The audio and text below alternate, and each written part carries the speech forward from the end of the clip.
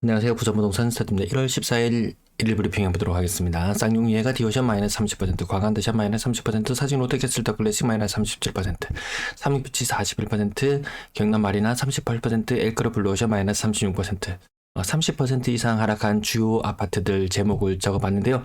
사실 이것보다 더 중요한 것은 어제 제목이었죠. 어제 제목 전세가 물량 제일 많은 지역.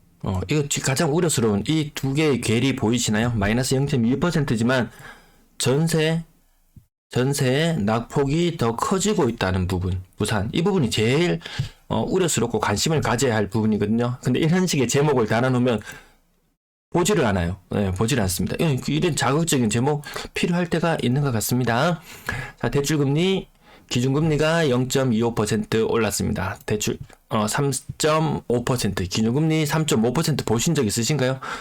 불과 얼마 전까지 대출금리 3.5%도 높다고 이야기해야 될 정도의 분위기에서 얼마나 가파르게 치솟았냐면 0.5%이던 것이 이거 얼마 만인가요 이거? 이제 1년 반, 1년 반이 채 되지 않은 시점 만에 금리가 3.5%는 올랐다. 기준금리 올랐고 아마 조만간에 발표될 코펙스 금리는 아마 조금 떨어질 거예요. 이 괴리가 지금 엄청나거든요. 지금 4.34%였어요. 코펙스 금리가.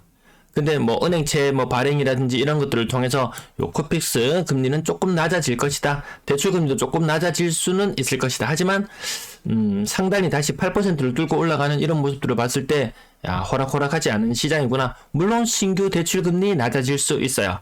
낮아질 수 있습니다. 하지만 은행에는 뭐가 있다? 그 이전에 잡아놓은 물고기들이 있습니다.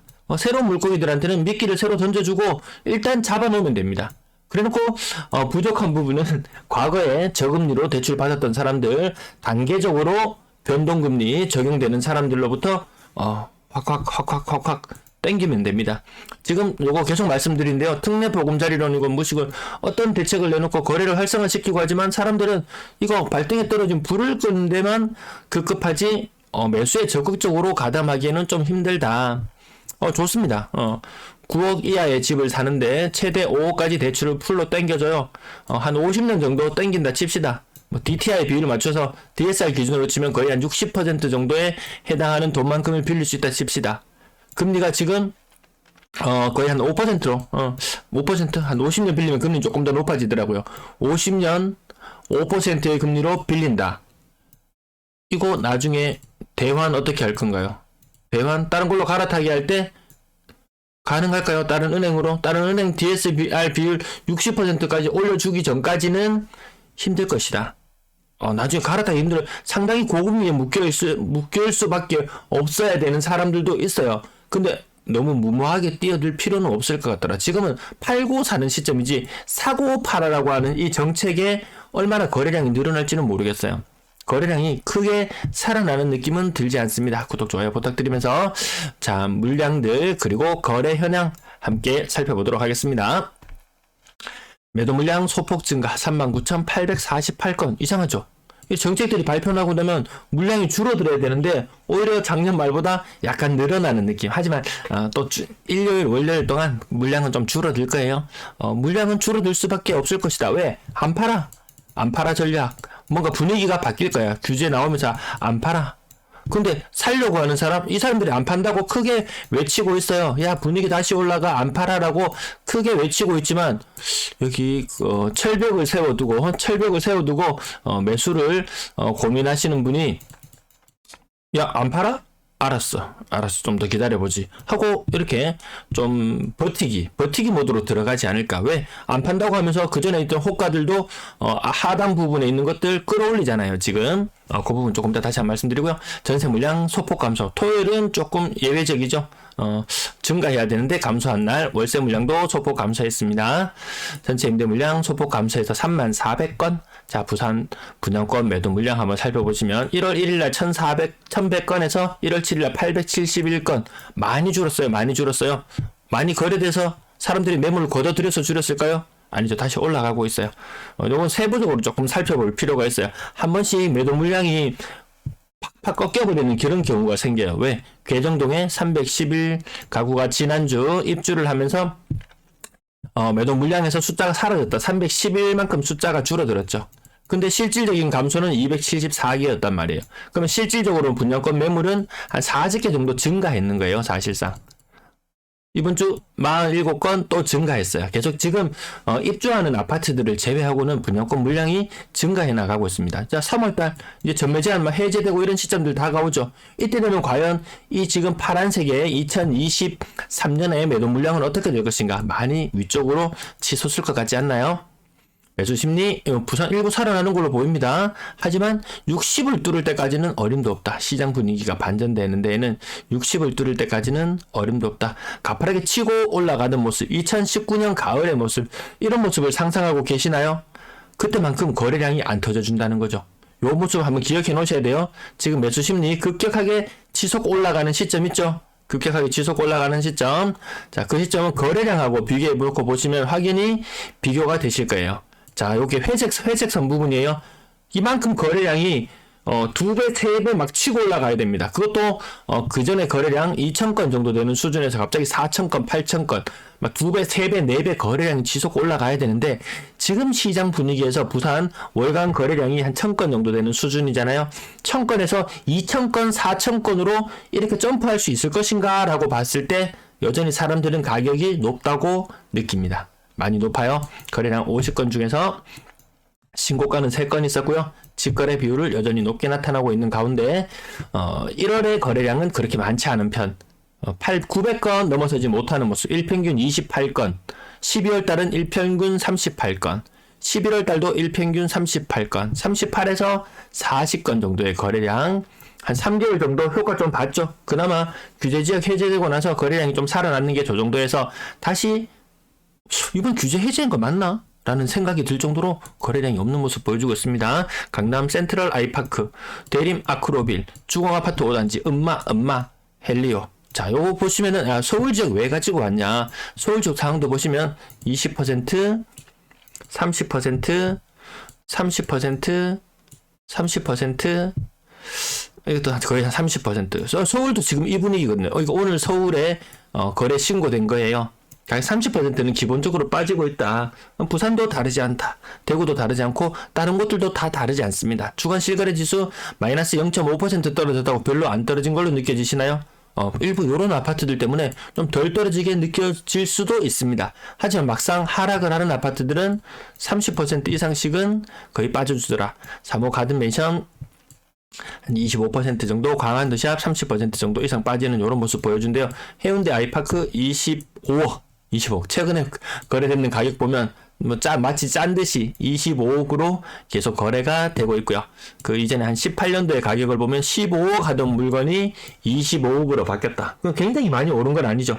그 기간 동안 서울의 음마 아파트라든지 이런 것들 가격 올랐는 거 보면은 살벌하게 올랐거든요. 음마 아파트 이런 애들 보면은 살벌하게 올랐습니다. 얘들 살벌하게 오르는 거에 비해서 그렇게 많이 올랐다 이런 느낌은 아니지만 일반 서민들이 접근할 수 있는 아파트니까 얘들은 제껴놓고 얘들은 제끼고 한번 또 다음 아파트들 또 한번 살펴보겠습니다. 사실 롯데캐슬 더글래스 지난번에 7억 2천까지도 거래된 적이 있었어요. 거의 40% 가까운 하락인데요. 4층이 아마 7억 2천 요 정도로 거래된 기억이 있습니다. 더힐 시그니처 20% 정도 떨어졌고요. 이 대형 평형들 신고가 안 나오는 현상, 요런 평형들 신고가가 더 이상 나오지 않는 현상들 보시고 계실 거예요. 불과 한 6개월 전까지만 해도 저런 아파트들 웬만하면 신고가 거래 나왔었거든요. 3인피치 이건 정말 좀 의심을 할 수밖에 없는 상황 아닌가요? 이 수익성이나 이런 걸 생각해봐서 손절매를 하고 나가는 사람일지 아니면은 일부 사실 옆에 막 수조 원짜리 아파트 공사하잖아요. 수조 원짜리 공사 아파트 하는데 얘들 아파트 가격 만약에 1000세대가 된다. 1000세대 혹은 한 2000세대 되는 아파트라고 한번 가정해 볼게요. 2000세대 되는 아파트 분양가 1억씩만 올려도 이거 2천억을 벌어요. 2천억을 벌려면 아주 방법은 쉽습니다. 왜? 옆에 있는 인근의 아파트들 몇 개 어떤 의도가 되었건 누군가 산다고 해봅시다. 누군가가 만약에 이 아파트들을 한 5억 10억 주고 몇 개 질러요. 몇 개 지릅니다. 그러면 분양가는 당연히 같이 올라갑니다. 그럼 앉은 자리에서 2천억이 수익성이 더 확보될 수도 있겠죠. 주위의 아파트 가격이 막 5억, 10억 갑자기 올라버리면은 이거 타미피치 이거 뭐 중국 사람들이 와서 사서 올랐나요? 모르겠어요. 아무튼 뭐 이런 식의 있다는 것들이 뭐 과거부터 많이 있어 왔던 이야기니까 갑자기 삼익빛이 거래가 많이 터지고 그것도 아주 급하게 가격이 많이 할인된 채로 막 팔고 나가는 현상을 보니까 뭐 분위기가 좀 뭔가 좀 싸한 느낌이 들죠. 예. 경동 아파트 20% 정도, 삼익빛은 거의 40% 이상이었고 경남 마리나 한 40% 정도, 서면 아이파크 1단지 한 25% 정도, 요 정도 빠지는 모습. 엘크로 블루오션, 요것도 공통적으로 대형 평형인데, 사실 명지 요쪽이 계속 거래도 가격이 많이 빠지는 모습이죠. 그냥 35% 정도 빠졌고요. 삼익빛이 근래 거래가 많아요. 이 비싼 아파트들, 거래가 많습니다. 낮은 가격, 고점 대비 한 40% 정도 하락한 모습. 나머지 연대 롯데캐슬 대시장도 고점 대비 계속 30% 계속 근래 요 가격대로 거래가 이루어지고 있는 거고요. 엘클로 블루오션 46평형 가격은 5억 8천, 명지 계속 많이 빠지고 있는 모습 보여주고 있고요. 나머지 20% 정도 빠지는 모습들, 장전동 금정산 SK뷰 30% 정도 빠지고, 이편한 세상 3차 20% 정도. 나머지 오늘 그래도 비싼 아파트들이 제법 많이 거래되는 모습이었습니다. 대연자이 25평형, 얘도 5억이 무너졌어요. 5억이 무너졌어요. 8억까지 갔었는데 5억이 무너져 내리고, 대략 84, 한 35% 정도 하락했네요. 대연자이도 많이 빠진 모습 보여주고 있고요.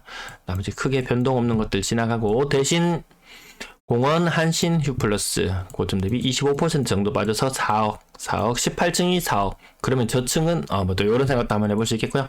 자동 대림 아파트 30% 정도 빠지는 모습. 이렇게 오래된 아파트 그리고 고층인 아파트 근래 들어서 가격 많이 빠지는 모습들 보여주고 있습니다. 연식이 오래된 아파트 거래도 사실 많이 안 되고, 근래에는 이렇게 신축이나 준신축 위주의 거래가 많습니다. 많이 오래된 것들 그렇게 많이 점점 선호하지 않는 모습들로 보이고요. 건당 거래대금 오늘 비싼 아파트 많이 거래되었잖아요.